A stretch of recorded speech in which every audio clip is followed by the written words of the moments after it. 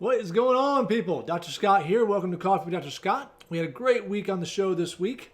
Lots of good topics, so we are going to recap that for you today on the show.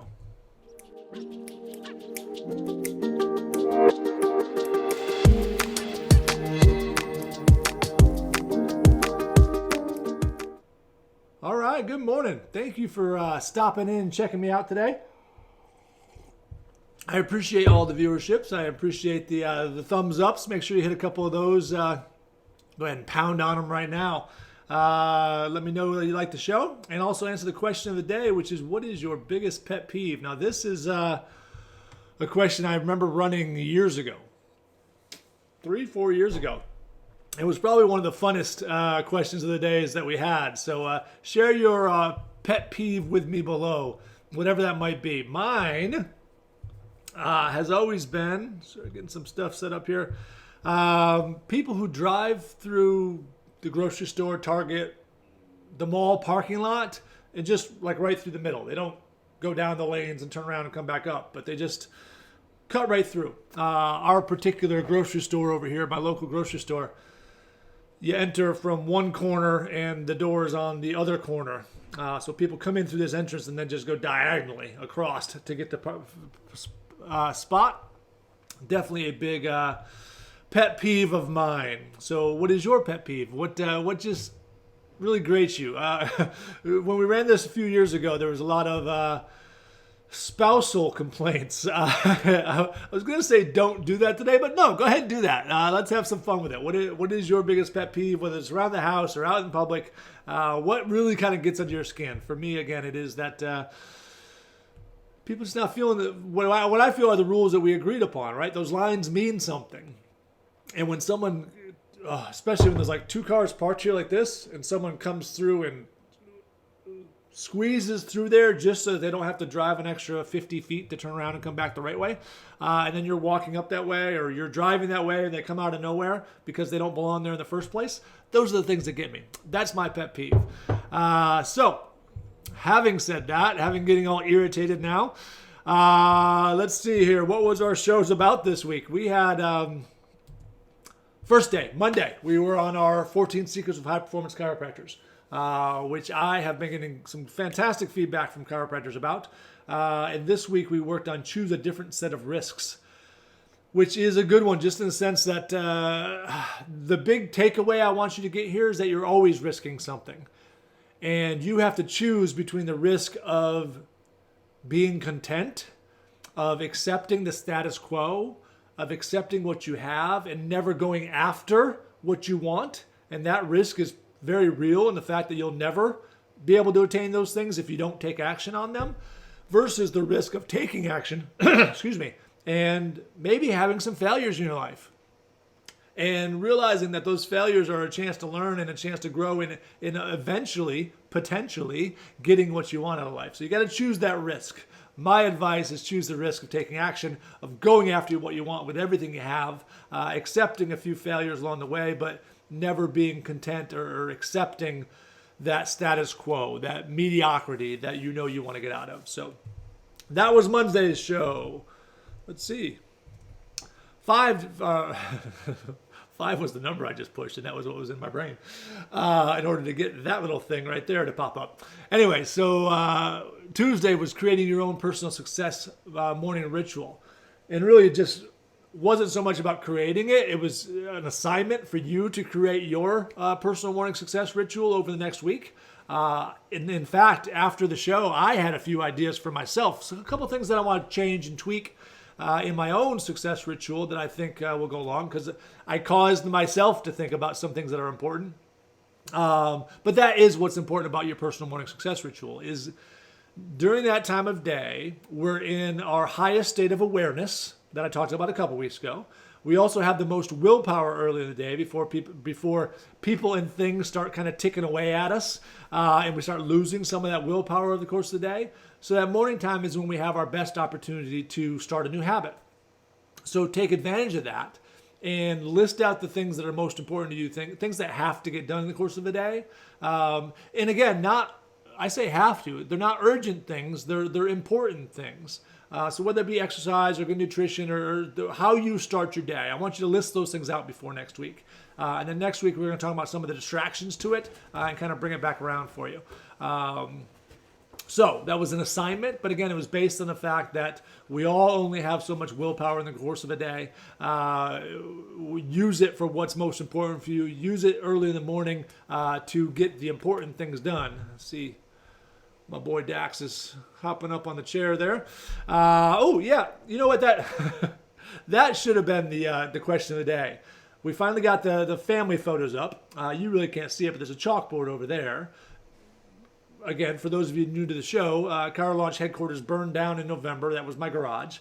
We now remodeled the basement to be the studio. I can't do anything about that window. That's there. That shining is always going to be there.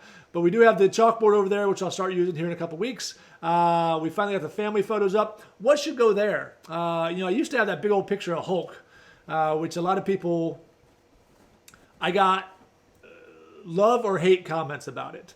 Love comments from Marvel fans like myself. Hate comments from people that said I was very unprofessional for having a Hulk photo up there. Like I cared what these people thought about my professionalism. So should I go back to a Marvel theme? I used to have a good Muhammad Ali photo as well that I've been thinking about getting back that burned in the garage. Should it be more family photos? Should it be a map like we used to have? What should go in there? That's question of the day number 2. I just noticed it because I'm always backwards. That chair is brand new. That chair needs to go. The other new chair is coming in today. That's going to be my little coffee section. So I'll be doing the show from back there here pretty soon, once everything comes together. So help me out, because my family has been no help at all. I've asked them what they think I should do. And, what's the one thing that kind of, I guess to some degree, defines me the most after family? What should go on this part of the wall? So I would love your input on that. And having said all that, we go to the case acceptance philosophy. Can you recite it for me? Do you know what the case acceptance philosophy is? Before I say it, do you know what it is? Is it in your head? Raise your hand if you got it before I even said it. And it is, tell patients exactly what they need, and then cheerfully give them exactly what they want. That is the philosophy of perfect case acceptance, is balancing yourself between non-assertive and assertive, finding the non-assertive doctors, getting you to make a proper recommendation, is to tell patients exactly what they need.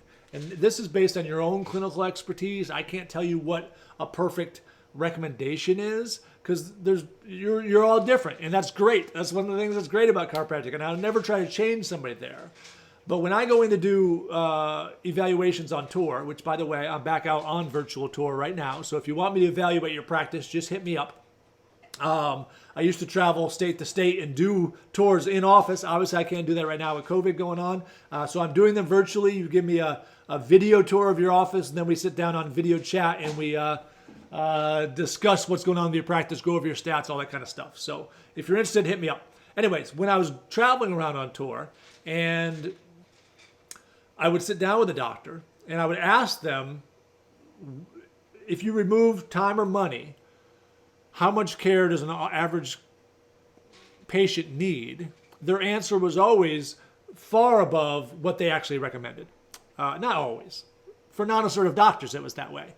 So you non-assertive doctors have to find a way to make it comfortable for yourself. And my perfect case acceptance course is almost all about that, is to find a way to make it comfortable for you to present a perfect case, a fully developed case, and to not worry about, to detach yourself from the outcome. And that's the hard part for the assertive doctors, is to detach yourself from the outcome. You're very good at putting that out there, but you're very not so good at not then overcoming objections and being a little pushy. And that's where the cheerfully give the patient exactly what they want comes in. So tell them exactly what they need cheerfully. When they tell you that that's more than they want. In fact, next week we're going to get into some scripts. And I hate the word scripts, but it's what they are. Next week we're going to get into some of those that will help you to set that up in the first place. And what I mean by set that up is let them know that I'm going to tell you what I think is best for you. You tell me how you want to proceed, and give them permission to ask for what they want. And it's counterintuitive, because by doing that, we actually get patients to do what we tell them to do more often. It's a weird little phenomenon. But the case acceptance philosophy: tell patients exactly what they need. Clearly, confrontationally, and then cheerfully give them exactly what they want, meaning you're there to serve them. So if they ask for less, give that to them. You will create a patient for life. You might not get all of the care you recommend right up front, but you will get it all over a lifetime if you accept the case that was brought to you. That is the case acceptance philosophy. I hope you love it as much as I do. And then yesterday on Referral Mastery Program, we talked about training your staff to say yes. Yes to everything. And I mean everything. Even things you can't say yes to, I want you to say yes to it. I think the big rule is never say no. So if it's an answer that has to answer a no, we still find a way to move it to a yes. Even if you're not in network with a certain insurance, we still accept their insurance. We still got to find a way to word that we're like always just welcoming people. Yes, absolutely. Yeah, we can do that for you. We're here to serve patients. And a lot of us move towards practicism, where the practice becomes all about us and our rules and the way we want to run things, and less about the patient. And that's going to shut down your practice pretty darn fast. We want to be about consumerism, where we're all about the consumer. The customer is always right, the patient is always right, and we want to be able to always say yes to them. When your practice is at a level of hyper capacity for yourself, hyper convenience for the patient, we can always say yes. If someone calls up and says, "Hey, I'm 5 minutes away, can I get in?" Yes. We'll find a way. We'll make it happen. And now I know some, holistic doctors or people who take a little longer with patients might have a tough time with that. But in order to get that capacity to grow your practice to the level you want it to grow to, you have to find a way to say yes to every patient request. And again, I know that's very, very tough with the insurance, but we want to find a way to make it the patient and us to have a great relationship, and the insurance to be the bad guy, not the other way around. Very often they come in with a relationship with their insurance company, and we become the bad guy because we don't accept their insurance or whatever. You got to find ways to turn that around. I can help you with that if you want to reach out to me. Anyways, that was the shows this week. Again, next week, for those of you still sticking around that made it this far into the video, there will be no recap show next week. As I've looked at that, we've gone 7 weeks in a row, every day, trying to get through this COVID things. Things are starting to open back up. I've actually got to move on to some other projects, so I needed to find a couple days where I could focus on that stuff. So there will be no recap show next week. Next week will be the last Tuesday we do a show. We're going to do Monday. So next week we'll go Monday through Thursday. The week after that, we're going to go Monday, Wednesday, Thursday. We're going to keep going with the 14 secrets because I got like 8 of them left. We're going to keep going with perfect case acceptance because we're only about halfway through. And we're going to keep going with referral mastery. But I'm going to boil it down to 2 days come about 3 weeks from now. We're going to go Mondays and Thursdays. We'll be live coffee with Dr. Scott. The other days I'm going to be doing some more deep dives inside my coaching group, which if you're not a member of, not my coaching group, the High Performance Chiro group, if you're not a member of, please join. We're going to be doing some deeper dives over there, and I'm going to be working on some other projects for recovery. We're actually going to be doing a little coaching program. I say little because it is going to be tiny. Simply focused on recovering from this COVID thing. And that's going to start next week. So if you're interested in that, definitely hit me up. We'll be putting that up. It's going to be a very low weekly fee. Stay as long as you want. I'm just going to help people recover, kind of put out some resources for that. So that's what we're moving towards in Coffee with Dr. Scott. Again, next week we'll still be here Monday through Thursday, just no recap show. I hope you all have a fantastic Friday, a fantastic weekend, and I will see you all on Monday morning.